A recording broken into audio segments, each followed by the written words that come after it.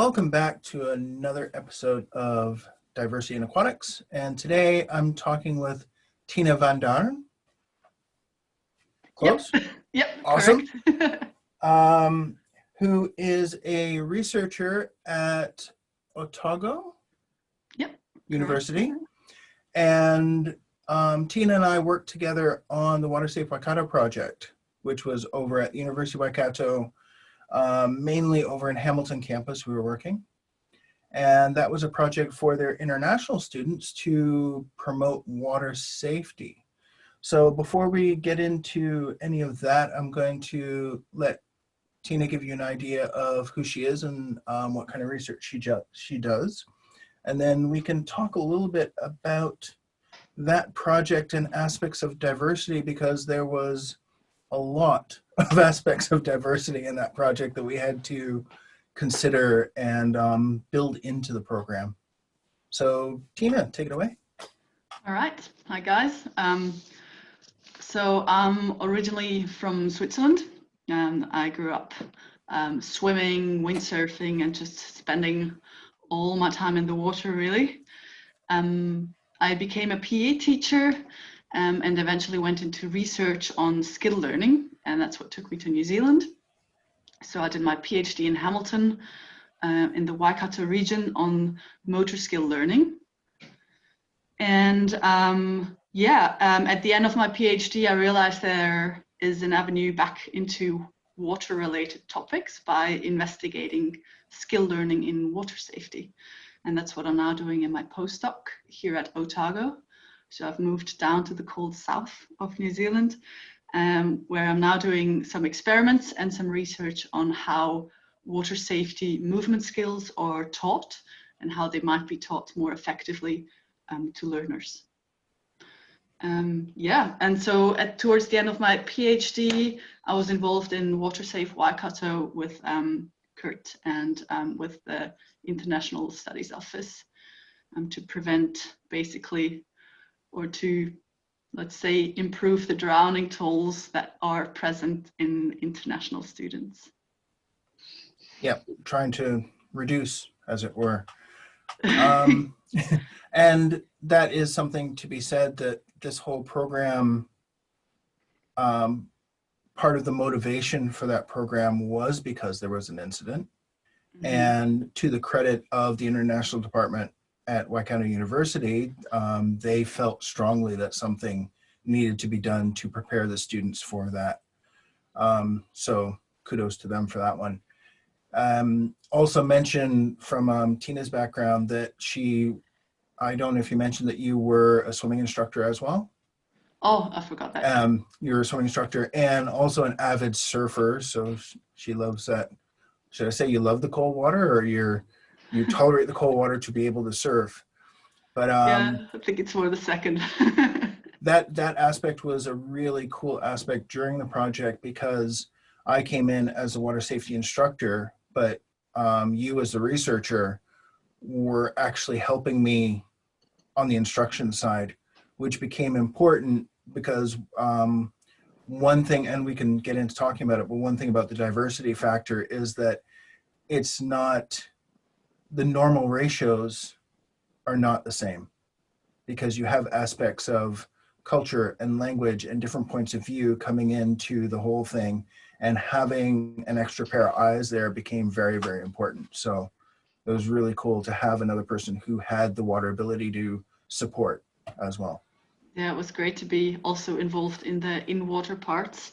That was very good to see, also from a research point of view on skill learning, but also just to get experience doing that, of course. So we had some fun with it. It was cool. Yeah. Let's think about some of the aspects of, so there was a research portion to it, and there was the actual water safety portion to it. So the water safety portion was based on the Water Watchers program that was designed by Global Swim based on the Starfish Aquatics model over in the States. And we do deliver the Starfish Aquatics certification. One of the things very early on that we talked about, and one of the things I recommended, was the idea that a full certificate, or getting into a lot of the detail of aquatics right away, may not be appropriate for everyone. We've got things to do with language. We've got different perceptions of water safety, which are out there. And also, and I've been saying this a lot more recently, I don't think we talked about it as much, but that whole idea of buy-in is getting people on board to realize that water safety is something that's higher up the importance ladder than people think. Because one of the things is international students come here, it's car licenses and visas and where am I going to live and what am I going to do and when am I going to get a job, and there are different aspects of that throughout the different international student communities. So water safety is not necessarily the first thing on their list. Is it important? Sure, but it's not the first thing they're going to look at, and it probably should be one of the first things they look at considering the situation. So talking about that aspect in general, from the recruitment side, we went through a lot. You want to comment a little bit to that about how we kind of navigated that one? Sure, yeah. Well, I think this was a little trial and error. Luckily, we were able to do this in 2 rounds and improve it in the second round around. But as you said, the buy-in is crucial from the students because it's not compulsory, and it's hard to select the people that most need that intervention or that knowledge, basically. So we kind of had to be really careful in designing the first contact or the first, I don't know what you call it, just the first block of information to get them to sign up for the following ones. And I think already in this buy-in and in this selection, we already see a lot of cultural factors that will affect whether someone would actually take part in a course like that or not. Whether it's their kind of estimation of the importance of the topic, or also their confidence or them thinking that it is appropriate to do this at all. So we probably already missed quite a few people in that first step of the whole program. Yeah, we that's one obviously thing. did get a few good ones as well. We did reach a lot of people eventually. We did. So in terms of overall impact, we actually, it was 90 something students we put through in all over the year. Overall, and spanning all the intakes, as well as in, we had master students, we had some bachelor students, we had some higher end students. So we did have a little bit of a spread across. That's one thing we were very conscious of early on, and I'm still working on that concept, is a whole idea of basically, we were talking about what term we would use, but we were talking about community resilience before. I've come, unfortunately, because of the COVID, thinking of it more as community inoculation, as in, if we train 1 or 2 people who can contact a community of people or a group of people, that can actually make a difference, as opposed to getting every single person up to a certain level, because it's just, in reality, it's not going to happen. But if we can train some of the leaders of the groups or train some of the influencers to actually champion water safety, the concept is, when you have 10 people on a beach, if one person actually has the knowledge, they can avoid the rip, or they can suggest going between the flags, and that makes a difference. And that's part of the narrative while we're doing all the training. So in that aspect, it was a little bit different with the Waikato population, because the community, we talked about the community aspect and how close the communities were of the students. One of the big things was probably that leadership group who was the ambassadors. Yeah. That several of them were trained, and they all have close contacts with their community. Yeah. So just to give you the anecdote, almost a year later, when I went back to campus to see Bianca over at International Students Office, two of the students stopped me and actually said, "Hey, how you doing? Are we doing any more classes and such?" Really? Yeah. So there was continued interest and continued buy-in. It wasn't just a one-time, "Oh, this is important. Okay, go away." So there was that aspect there. Yeah. I agree, and I think that having those key people, especially the ones that are well connected in their communities, having them as ambassadors of water safety, sort of, is probably a really good approach. I think most of these people actually went and did all of the 4 stages of our program, didn't they? Yeah. So they actually became water watchers, and then afterwards also felt that they were able to take a bit more responsibility in their peer group. That I'll was jump in really quickly to explain that, because some people might not know the stages. So we had 4 stages of the program. Very quickly, the idea of an introductory presentation at the intake during orientation week to get students interested in taking the course. There was an initial introduction of a 2-hour water safety program that could lead to the in-water work, or students some of them took the in-water work without taking the 2-hour program, if I remember correctly. And then there was also the beach education program at the end. That was a finale.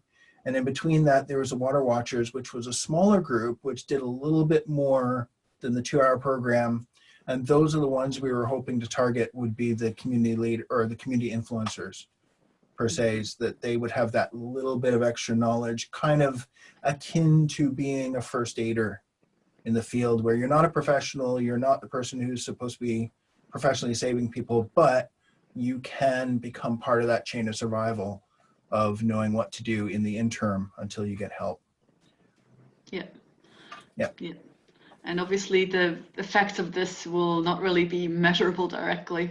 This is something that will take probably the whole time that these students are in New Zealand to really kind of show its effect on the community level. And that's actually a good thing to get into on the terms of your research, and also the incredible difficulty of measuring an experiential learning situation, or something like what we're doing, where we're creating trying to create long-term change. I'll say quite openly that I see a lot in the water safety industry specifically. You go back to the drowning tolls. This many people have drowned this year. This many people have drowned last year. What is a trend?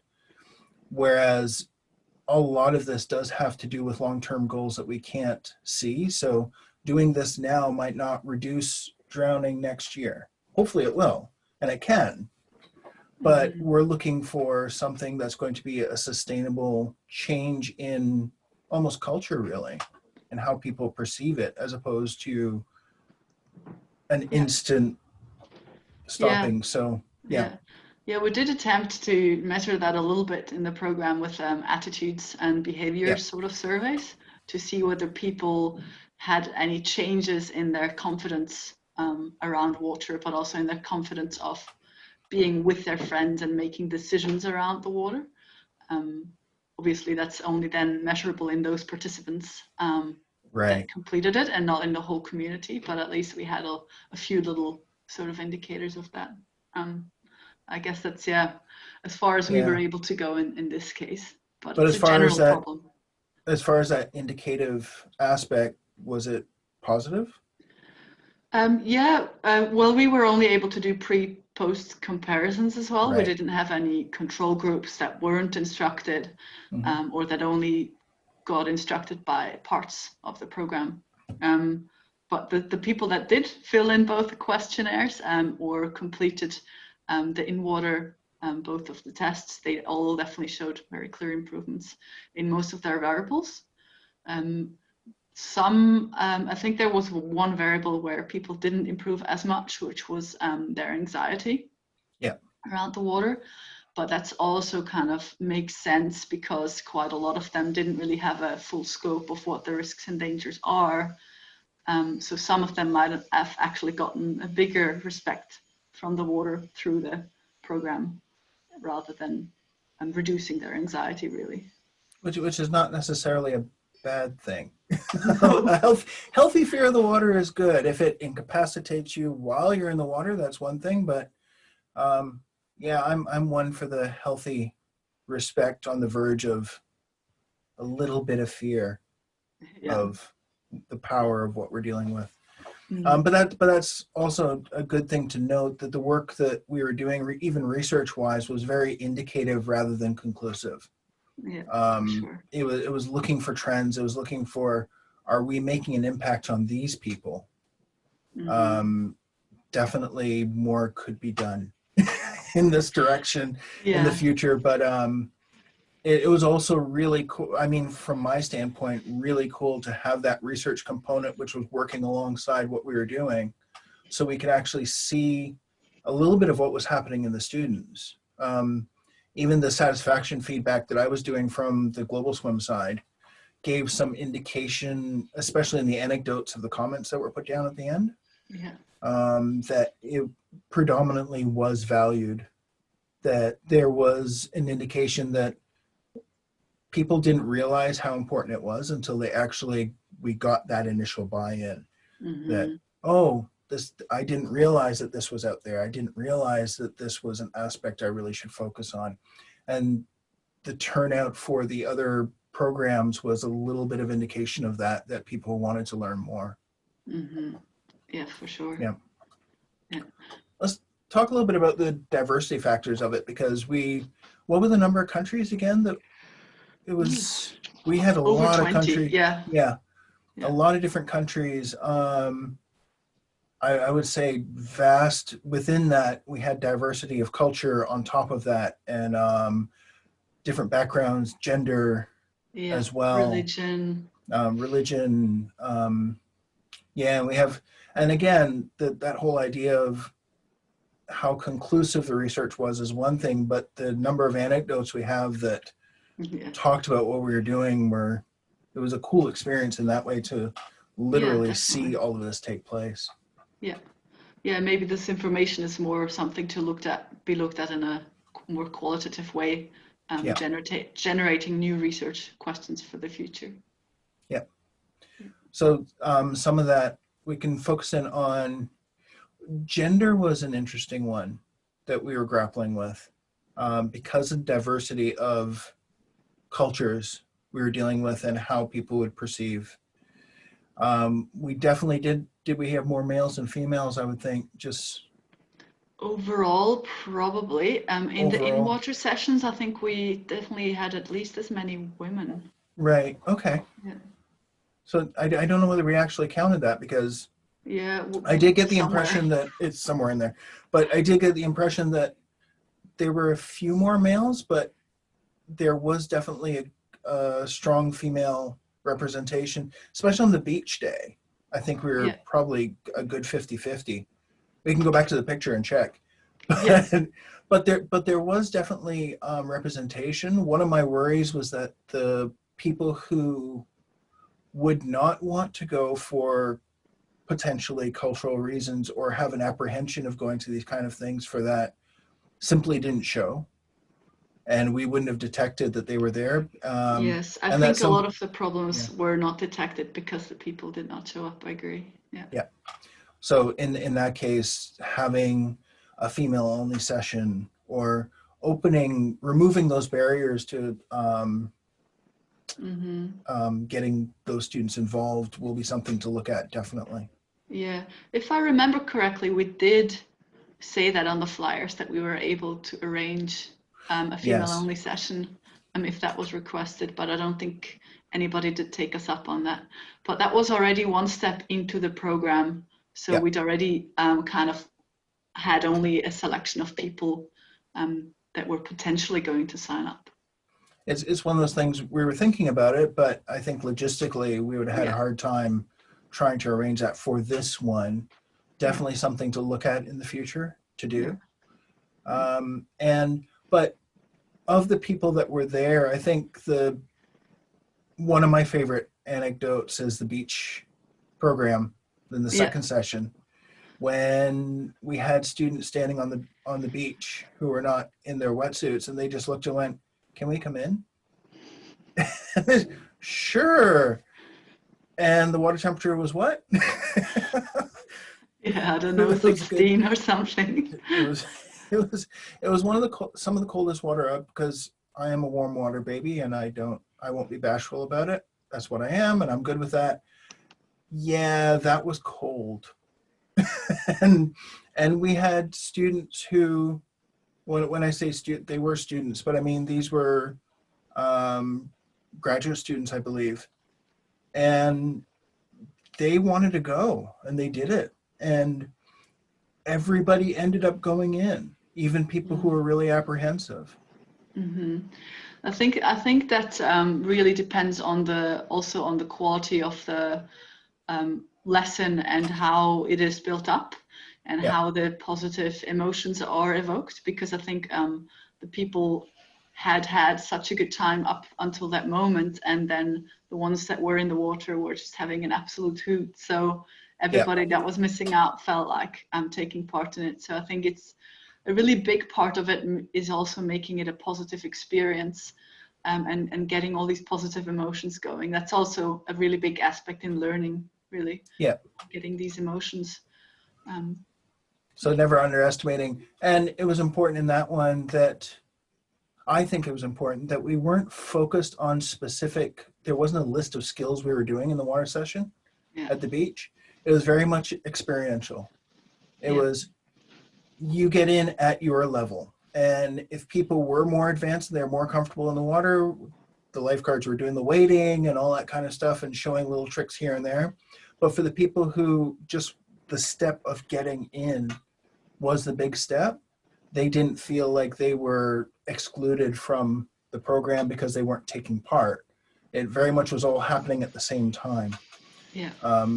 And that aspect of community as well, that was one of those times when I went, oh yeah, because everybody very much gelled, I think, at that point. For sure, yeah. In aspects, what things stuck out for you diversity-wise, as far as either challenges or cool things about working with diversity during the program? I think some of the clear challenges, they came up in the in-water sessions. So we had groups of up to 5 people that came, and most of them were smaller groups, and they came into the water and had 1 hour, and where they were kind of taken through some steps, for example, floating on their backs safely, figuring out how that worked with their individual different bodies. We had a few people there that proved to be actual sinkers. with a full lung of air, they were still sinking to the bottom. So, but it was important, that I think it's important in future programs as well, to make sure that this big diversity in body types and in abilities is okay, and that still everybody is able to kind of learn the necessary skills to stay on the surface. So you just have to learn to adapt, and maybe do a different movement pattern than somebody else, but in the end everybody can functionally get to a level where they can keep themselves safe. So that was something really big, I think. I think just to jump in there on that one of the aspects of that, because when we were doing the pool sessions, we did have a set thing that we went through, and we often ended up not throwing it out, but modifying it significantly. Or times when you would take a couple and actually do some stuff with them to practice a little bit more, while I took the others to do something which is more relevant to them, because we did have this massive span within this small class. And from the sinker's point of view, it was a little bit of fun, that one, because not every body type's the same. And it's not to do with ethnicity per se. It's definitely across the board. I know enough people who are sinkers in every look imaginable. It's that's just how it is. But and this is something personal that I've found through training aquatics and all the stuff that I've done, there is a bias towards a certain kind of training which is suitable for people who do float a little bit. Sinkers have a hard time, and I know probably not right now, but when I was before, when I had a little less body fat on me, I sank. And it's hard when you're coming off the wall and you're submarining and the instructor's looking at you and going, what's wrong with you? I mean, it's literally, why can't you do this skill? Because that's not what I do. and you learn differently as you come through. Certain things are easier for you, so you tend to migrate to a different style in the water than somebody who easily planes on the surface and will get all those wonderful 4-stroke swimming skills a lot Yeah. quicker. Yeah. So there's that aspect of coming from the ground of somebody who doesn't know how to swim, and how are we going to get them across the gate for who they are? They can learn the other stuff. Everybody can learn the 4 strokes, but we all get to it in a different way. Yeah, Yeah. definitely. Definitely very different movement solutions that are optimal for every person. Yeah. Yeah. Definitely. Yeah, there's another interesting point that we have also found is, for example, opening their eyes underwater, Oh, yeah. which is technically not a very difficult thing, but we had people that were so implicitly convinced that that would be dangerous, because maybe I'm assuming they are from areas where water is a very dirty, contaminated thing, Don't blame them. we had to convince them that it was safe to open their eyes underwater, which for them is just an absolute eye-opener, like, well, why should I open my eyes underwater? But it kind of made sense after they did it. So yeah. Just things that you don't think about when you're planning a program or an intervention like that, that you might have to take into account. And that's where that whole adaptability and the ratios that we were using became really, really important.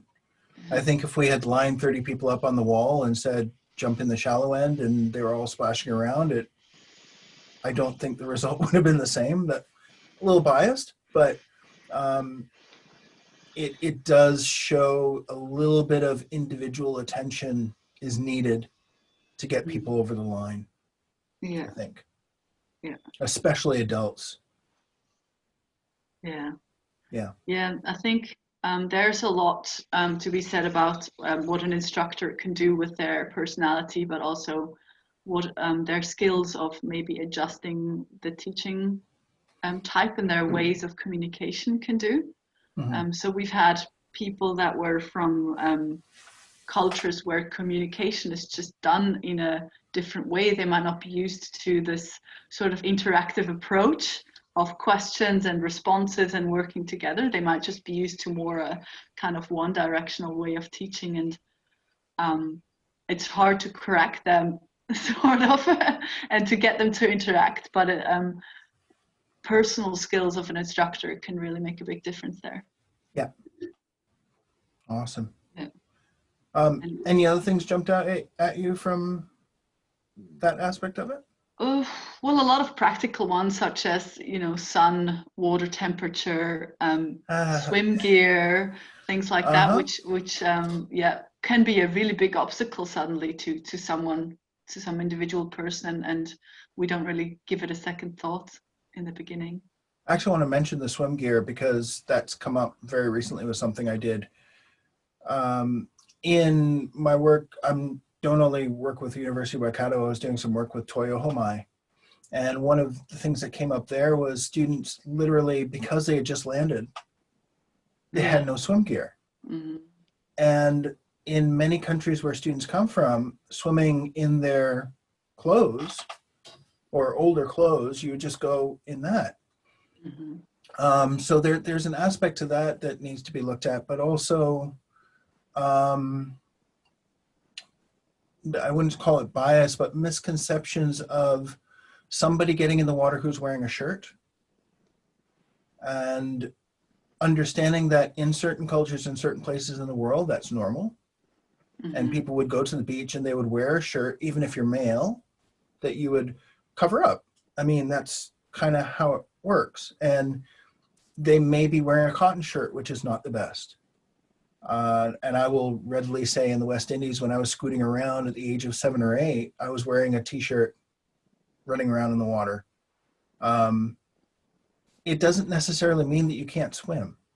It's not an indication of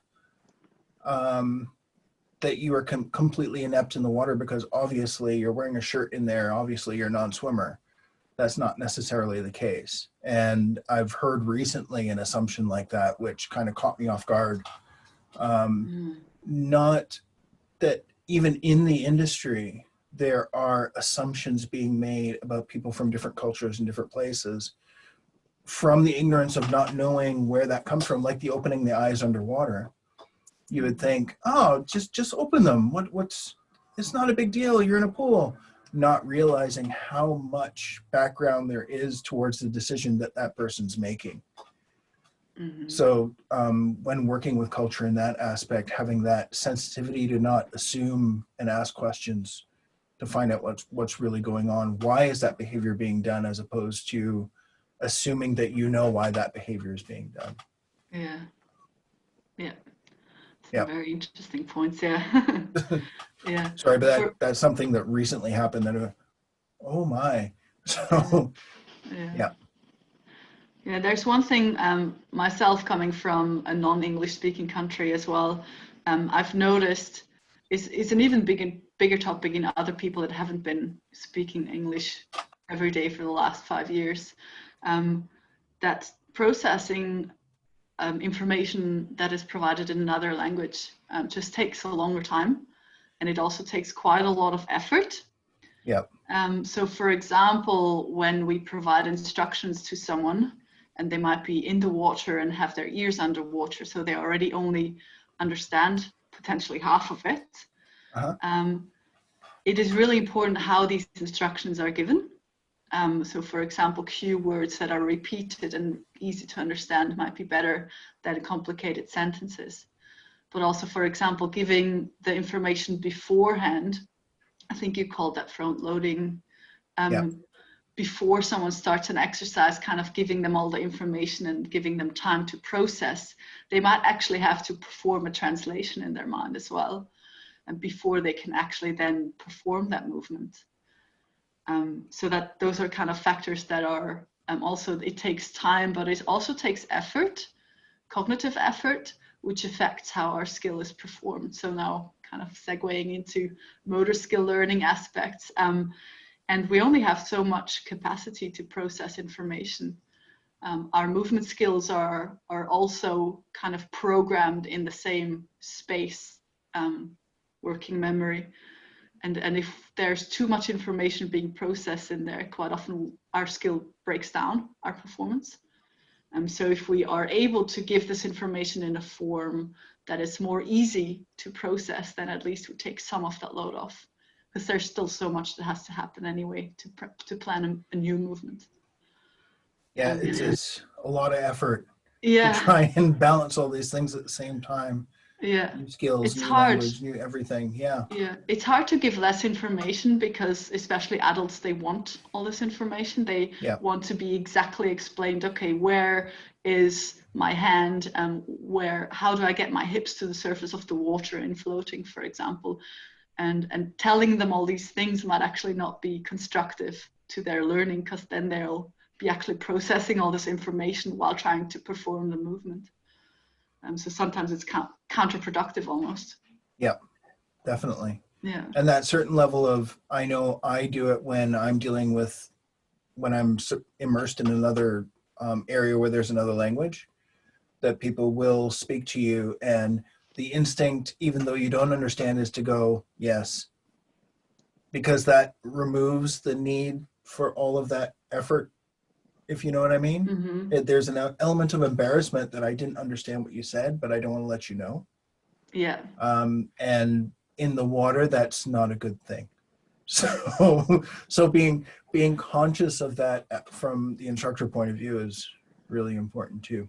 Yeah. But as you started to talk about motor skills and learning and stuff, do you want to comment a little bit about what we found on that side of it, the impact the actual training had on students, and whether indicatively there was something positive going on?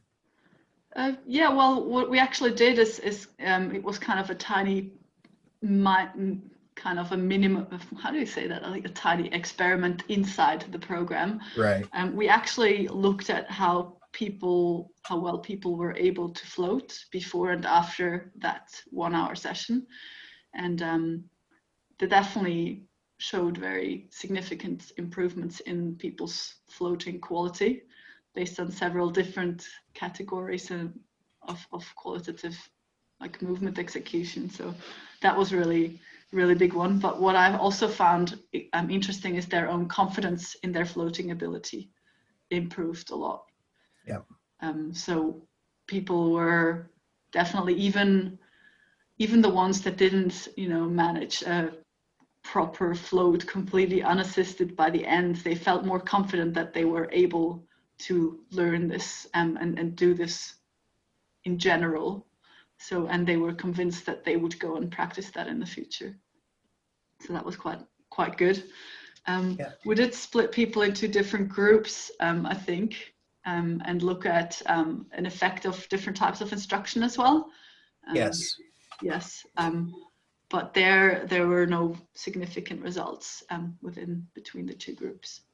And I don't know if I should go into much detail about this now, or maybe later. Yeah, as you wish, really. Is there something that, if keeping it simple, whether there's something embedded in all of that which is actually might be of interest? Well, at least this kind of helped inform some future research, which might be done soon, on how instructions can be formulated in teaching water safety skills such as floating or maybe treading water. So those are all movements that are quite complex and that require instruction to be able to be learned. And one form that we've kind of been toying with and that is usually quite valuable in teaching complex movements is analogy.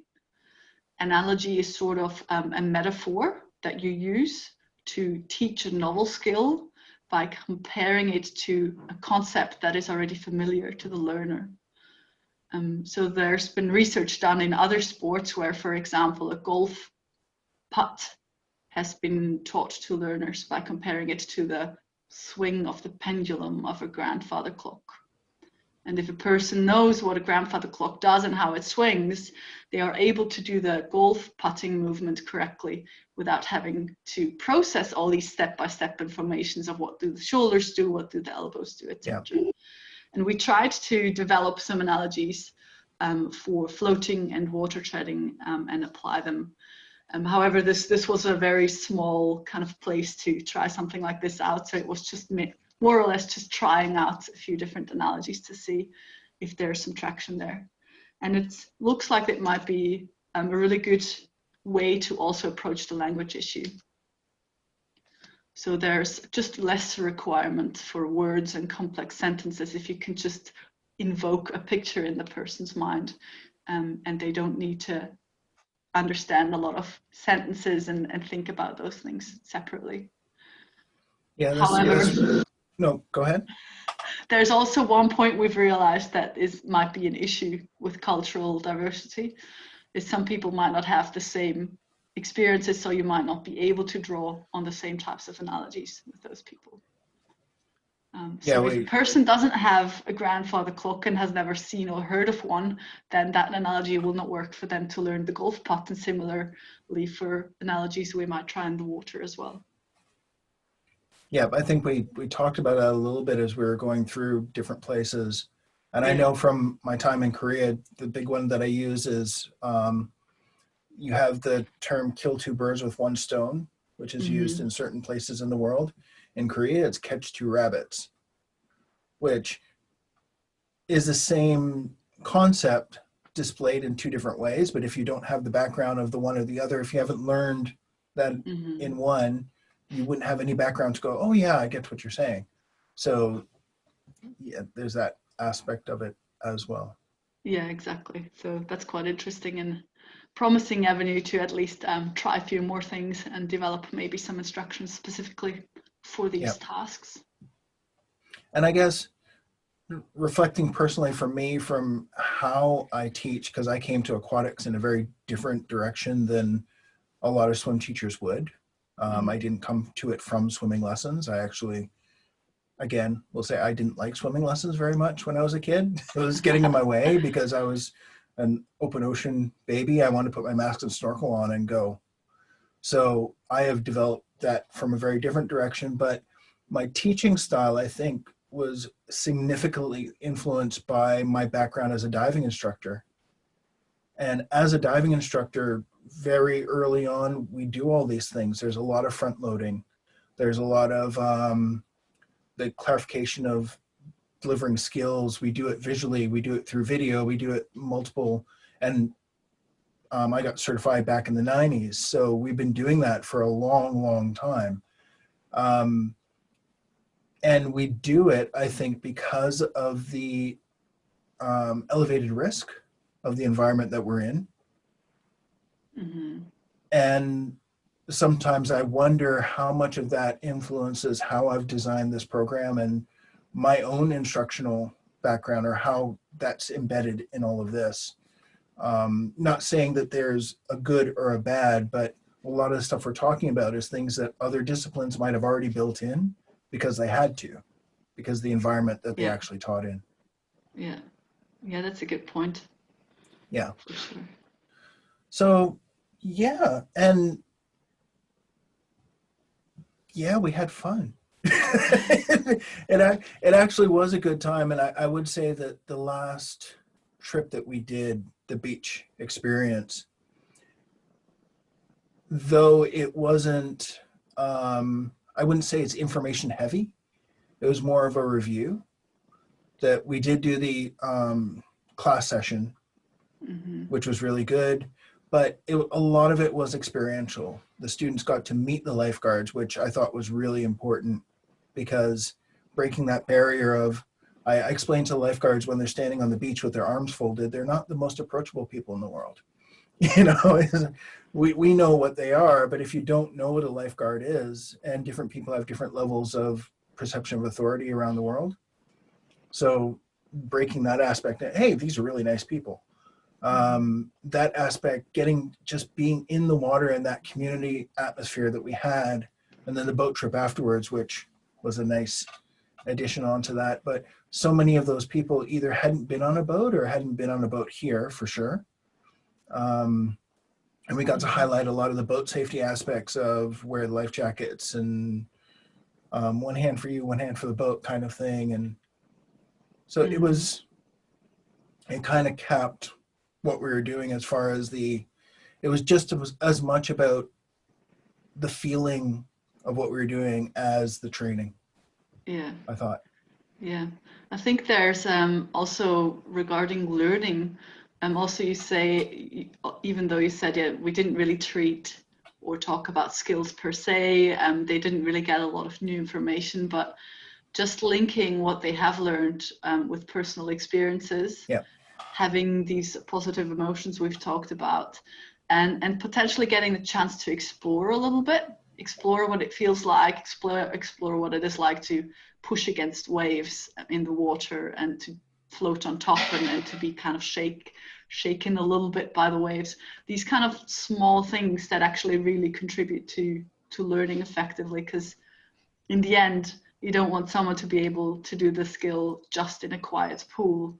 You want them to be able to do it when there are waves or when there are some other factors around that are disturbing the whole thing. So more research is actually showing that experience in the real outside environment are really important for learning of these skills as well. So that's another aspect of it. And agreed with all of us who actually want to apply this. And that's probably leave with that whole aspect of when we're training water safety, trying to keep in mind that we're training water safety not to train competition swimmers. That when we're training water safety, it is kind of that life experience of you're giving them the basic tools for people to choose how they want to interact with the water in the future, and opening the door for them to interact. And then that whole aspect of, which we mentioned during the program, this whole aspect of New Zealand culture and how that actually intersects with your relationship with the water. Because even if you're not a person who gets in the water, who enjoys getting in the water, in New Zealand, being close to the water is a fact of life.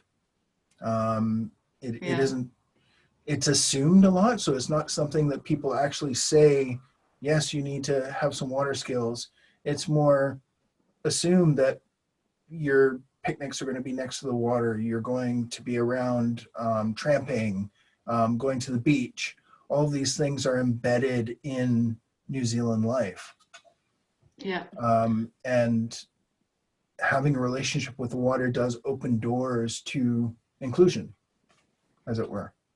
Yes, yes, very much.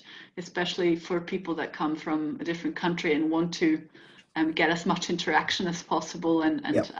feel the actual, also the lifestyle basically that it is around here. It's all based around water.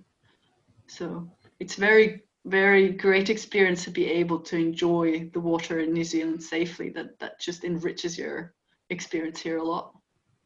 Yep. And I think, unless you have something else to add, I think we could leave it on that point, because that kind of sums up everything that we were trying to do, I think. Yeah, yeah, sounds good. Yeah. Okay, so thanks very much, Tina. It was great catching up with you in this way. I'm going to stop the recording now. We can keep chatting. All right, sounds And good. of course, we'll stay in touch. And best of luck with your research as well. And looking for cool stuff coming All from right, you. yeah. Thanks for a good chat. All right.